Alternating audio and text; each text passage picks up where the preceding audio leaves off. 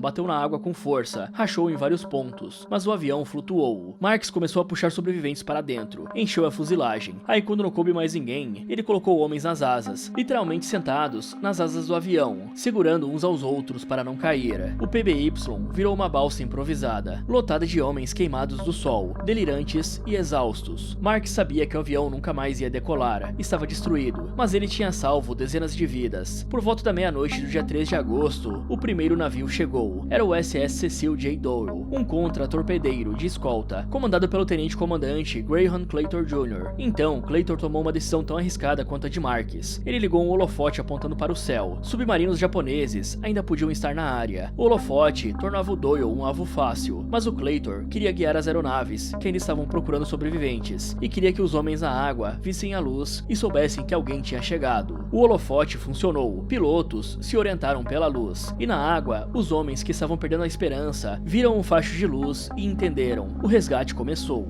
Harold Bray olhou em volta e percebeu que cada vez que procurava alguém, a pessoa tinha sumido. Ele disse o seguinte: cada vez que você olhava, alguém tinha ido embora. O Doyle usou a baleeira para transferir os sobreviventes do PBY que estava afundando lentamente. O Marks e a sua tripulação foram recolhidos. O PBY foi afundado a tiros depois, deliberadamente, porque estava irrecuperável, mas ele tinha cumprido a missão. Nas horas seguintes, mais navios chegaram. 4 contra-torpedeiros de escolta formaram a linha de busca. As aeronaves lançaram sinalizadores para iluminar a área. Até o fim da tarde de 3 de agosto, todos os sobreviventes visíveis tinham sido recolhidos recolhidos. Eram 316 homens. McVeigh, o comandante, foi um dos últimos resgatados na tarde de 3 de agosto. O seu grupo tinha sido empurrado mais ao norte pelo vento. Ele estava isolado e não sabia que os outros grupos tinham sobrevivido até ver a operação de resgate ao sul. Aí, quando subiram no convés do navio que o resgatou, perguntaram quantos tinham sobrevivido. E ele não sabia, só sabia que tinha perdido o navio. A operação continuou pelas horas seguintes, distribuindo os 316 sobreviventes entre vários navios. Depois, eles foram transferidos para bases e hospitais da região. A recuperação de corpos continuou por vários dias, mas a maioria nunca foi encontrada. Dos 1.195 tripulantes que estavam a bordo quando Indianápolis afundou, 316 sobreviveram. O número oficial de mortos foi registrado inicialmente como 880, mas décadas depois, uma revisão dos registros de pessoal corrigiu para 879. A diferença veio de um erro no registro de um tripulante, um pequeno detalhe, mas significativo para as famílias que esperavam confirmação. Os sobreviventes recuperaram a saúde em hospitais militares em Pelileu e Samara. Em 6 de agosto, enquanto ainda se recuperavam, a bomba atômica foi lançada sobre Hiroshima. A carga que o Indianápolis tinha entregado em Tinian cerca de 11 dias antes acabava de encerrar a guerra. Muitos só souberam depois qual tinha sido a missão. A guerra acabou, mas o caso não. Alguém precisava explicar como um cruzador da Marinha dos Estados Unidos tinha afundado, deixando centenas de homens à deriva por dias, e ninguém tinha percebido. Então a investigação começou imediatamente. O tribunal de inquérito ouviu testemunhas, analisou registros e concluiu que havia falhas em múltiplos níveis, na falta de escolta, no procedimento de comunicação, na demora em acionar buscas, mas também recomendou que o comandante McVeigh fosse submetido à corte marcial. O almirante Chester Nimitz, comandante da Frota do Pacífico, discordou. Ele considerou que uma carta de reprimenda seria o suficiente. Isso seria como uma advertência grave. Para ele, McVeigh tinha cumprido a missão em Tinian, tinha comandado o navio dentro dos parâmetros esperados. O afundamento foi resultado de um ataque inimigo, não de negligência. Mas o almirante Ernest King, chefe de operações navais, reverteu a decisão de Nimitz. Ele queria uma corte marcial. Então, o secretário da Marinha, James Forrestal, autorizou, e McVeigh seria julgado. Eram duas acusações: falhar em ordenar abandono do navio em tempo adequado e falhar em fazer manobras de zigue-zague. A primeira acusação foi descartada rapidamente. O navio afundou em 12 minutos. Não havia tempo suficiente. A segunda acusação ficou no centro do julgamento. McVeigh não estava fazendo zigue-zague quando foi atingido. As ordens diziam a critério do comandante. Ele decidiu que visibilidade baixa não justificava a manobra. Era uma decisão defensável, mas a Marinha precisava de um culpado visível. O julgamento teve um momento surreal. A acusação chamou como testemunha Mochitsura Hashimoto, o comandante japonês do I-58, o submarino que tinha torpedado o Indianápolis. Esse era o comandante japonês, o cara que atirou os torpedos. Ele testemunhou que o zigue-zague não teria feito diferença. A dispersão de 6 torpedos cobria a área suficiente para compensar qualquer manobra evasiva. Especialistas americanos em guerra submarina testemunharam no mesmo sentido. A Marinha ouviu isso e condenou McVeigh mesmo assim.